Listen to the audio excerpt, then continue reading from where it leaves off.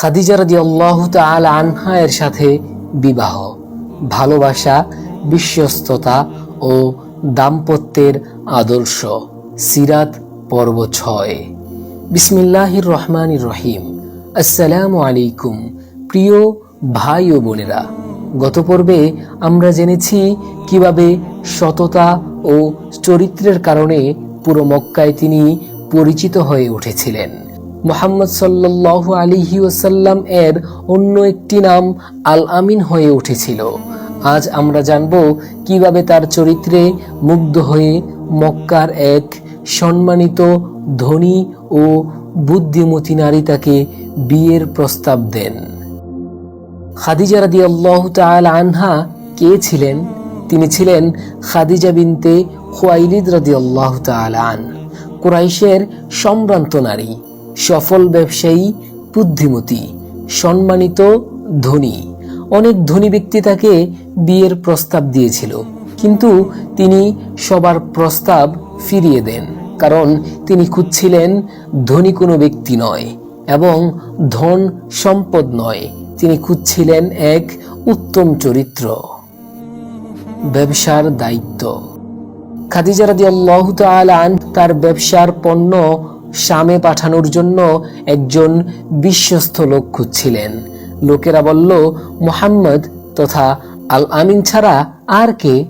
তিনি মুহাম্মদ সাল্লাল্লাহু আলাইহি ওয়াসাল্লামকে প্রস্তাব দিলেন তার পণ্য নিয়ে বাণিজ্য সফরে যাওয়ার জন্য।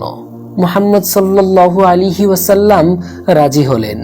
এই সফরে তার সাথে ছিলেন মাইসারা নামের একজন কর্মচারী। সততার প্রমাণ। শাম সফরে গিয়ে তিনি এমন সততা ও দক্ষতার পরিচয় দিলেন যে আগের সব লাভকে ছাড়িয়ে গেল।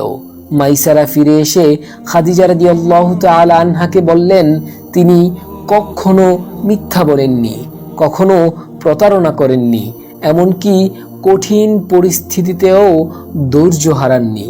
খাদিজা রাদিয়াল্লাহু তাআলা আনহা বুঝলেন, এই মানুষ শুধু সৎ নয়, এই মানুষ হলো অসাধারণ। বিয়ের প্রস্তাব।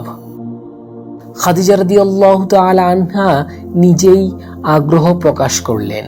তিনি তার এক বান্ধবীর মাধ্যমে মুহাম্মদ সাল্লাল্লাহু আলাইহি ওয়াসাল্লাম এর কাছে বিয়ের ইচ্ছা জানালেন।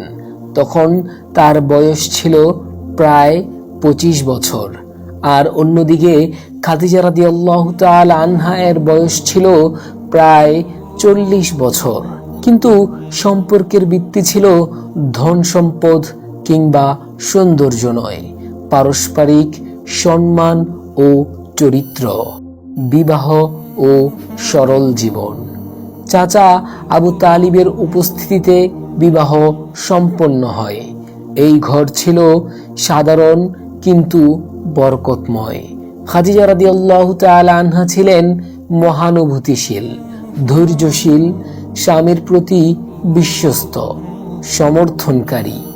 25 বছর তিনি আর কোনো স্ত্রী গ্রহণ করেননি। এই সময়টুকু তিনি একমাত্র খাদিজা রাদিয়াল্লাহু তাআলা আনহা এর সাথেই কাটান।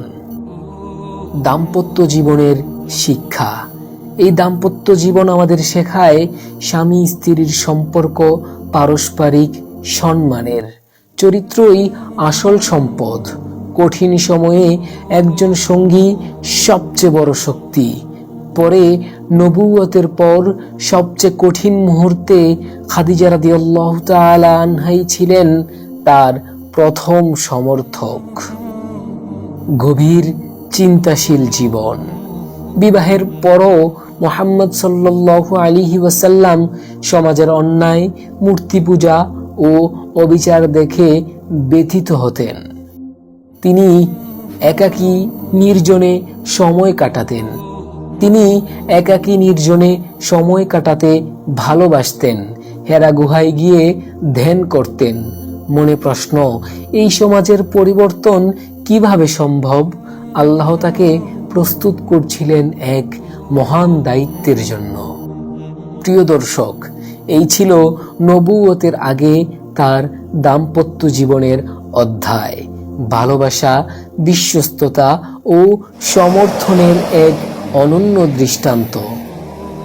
পরবর্তী পর্বে আমরা জানব হেরা গুহায় কি ঘটেছিল, কিভাবে নাজিল হলো প্রথম ওহী। সিরাত সিরিজের সাথেই থাকুন। ভিডিওটি ভালো লাগলে লাইক ও শেয়ার করুন।